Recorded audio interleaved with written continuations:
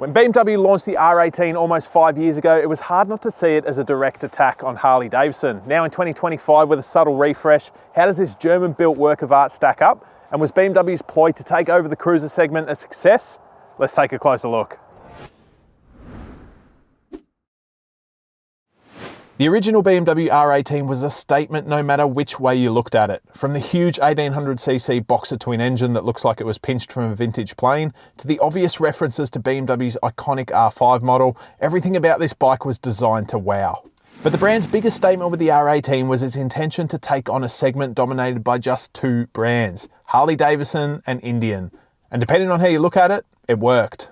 If BMW's sole intention was simply to create a genuine alternative to Harley and Indian, then it's done a pretty good job. It's got a really classic cruiser silhouette, of course a big engine, and it's highly modular too, making it perfect for customization.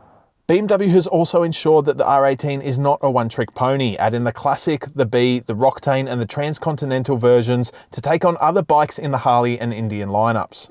This isn't and never has been just another Harley-Davidson knockoff, because BMW's really added its own unique heritage-inspired style into this machine. This one here's the blacked out version, dressed in the really cool Brooklyn grey metallic colour scheme, and it looks a little bit more menacing than the original R18. Of course, there's some really other cool components too. You've got the open shaft drive, which is beautiful. You've got push rods exposed on the engine cylinders, and of course the unique engine layout. And there's also plenty of BMW badges, so you really know where this bike comes from. And for 2025, there's even more to love. The bike gets a new alloy wheel design, a bigger 18-inch rear wheel, new front and rear mudguards, a new look fork section, and a new rear silencer, which I have to say looks a hell of a lot better than the odd-looking pea shooters on the original bike. But of course, the centerpiece is obviously this eye-popping 1800cc boxer twin engine, which really does separate it from its rivals and, well, just about any other bike out there. The massive cylinders sticking out result in a huge presence on the road, and it'll be sure to turn a few heads. The only real engine update for 2025 is to meet Euro 5 Plus regulations, and that means a little extra torque too. So, what else is new? Well, we've got a new seat with thicker padding and a modified look, and you can now remove it via a simple push of a button. There's also a retuned suspension for added comfort, new daytime running lights, and also a USB-C socket as standard, so your phone won't go flat after you've been posting photos of this amazing looking bike. Elsewhere, not much has changed. The R18 still has that beautiful simple round dash, the classic teardrop tank, and some basic electronic features including ride modes, stability control, motor slip regulation, dynamic brake control, and keyless ignition.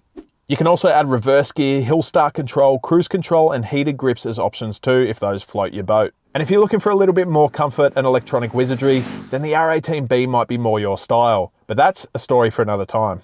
As tested right here, this bike costs just under $30,000 right away, but you can pick up a base spec R18 for as little as $25K right away. Now, choosing a direct rival for this bike is a little tricky, but I've got to say that the Harley Street Bob and the Indian Chief Dark Horse are probably the closest. And, well, the R18 really does match both of those in all areas. So, after all, BMW did manage to build a bike that matched its key rivals on the spec sheet, and it's a genuinely attractive alternative. But has it blasted open the heavy cruiser segment and left Harley and Indian in its dust? Well, not quite. The R18 hasn't exactly set the segment on fire. Harley is still the undisputed king of cruisers, and rightly so, because that's been its focus for the better part of a century. But the R18 has performed solidly, and it's found its own little niche in the industry. According to BMW Motorrad Australia, as of June 2025, over 1,000 R18 units have been sold locally since launch, while estimates suggest that the R18 was a strong seller globally in its early years. We're certainly not talking record-breaking numbers, but it is enough to justify BMW's entry into the category.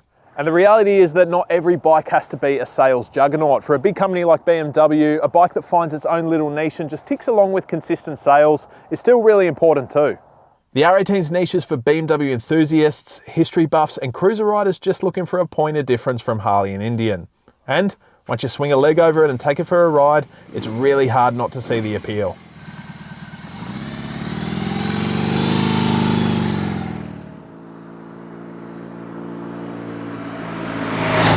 When I saw the first concept images of this bike some 6 years ago, I was really drawn by how good it looked, and that was really only reaffirmed when I finally saw the bike in the flesh.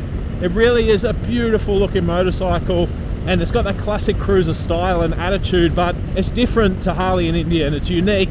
It's got a very German feel, a very Euro feel, and I really do love it. while the styling gets people through the door, what keeps them is the ride experience.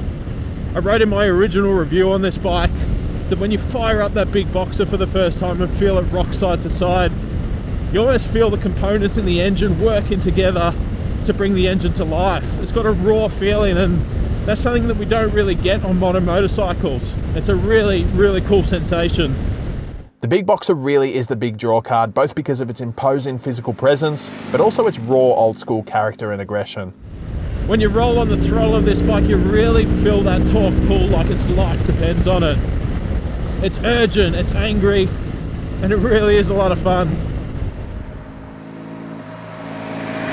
This is a big bike, a very heavy bike, and it's got that stretched out cruiser feel to it, but once you get used to it, it's actually quite a comfy thing to ride. And I think the geometry with those big cylinders actually helps with the handling because it tips in and out of corners really nicely. It's got quite a small turning circle, I will say that, but it's got quite an agile feeling to it, which is quite surprising given how big and heavy it is. Perhaps my main gripes with the R18 is that there's not a lot of room between the floorboards and the cylinder for big feet like mine, and that kind of means that your feet get caught up a little bit when you're trying to brake or change gears. And there's also a few vibrations at higher revs too, which does tend to wear thin pretty quickly.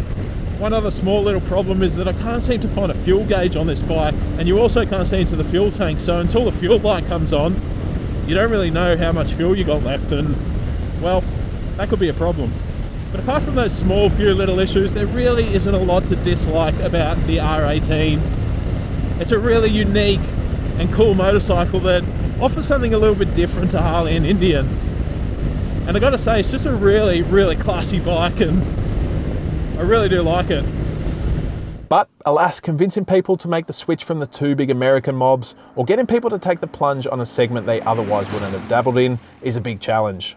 Maybe with time, the legacy of this bike will grow to a point where it's spoken about in the same breath as its rivals. But for now at least, it remains as the third wheel to Harley and Indian's romantic hold on the cruiser segment. After 5 years, the R18 is still here and is selling okay, and that's got to count for something. Sure, it doesn't have the feverish fanfare of its rivals, but if you're just looking for something that offers a point of difference, this is a pretty bloody good option. I really hope you enjoyed that video, and if you did, make sure you like it, subscribe to the Bike Sales channel, and let us know in the comments below what you think of the BMW R18. Are you a Harley or an Indian fan, or would you consider buying an R18 instead? Let us know.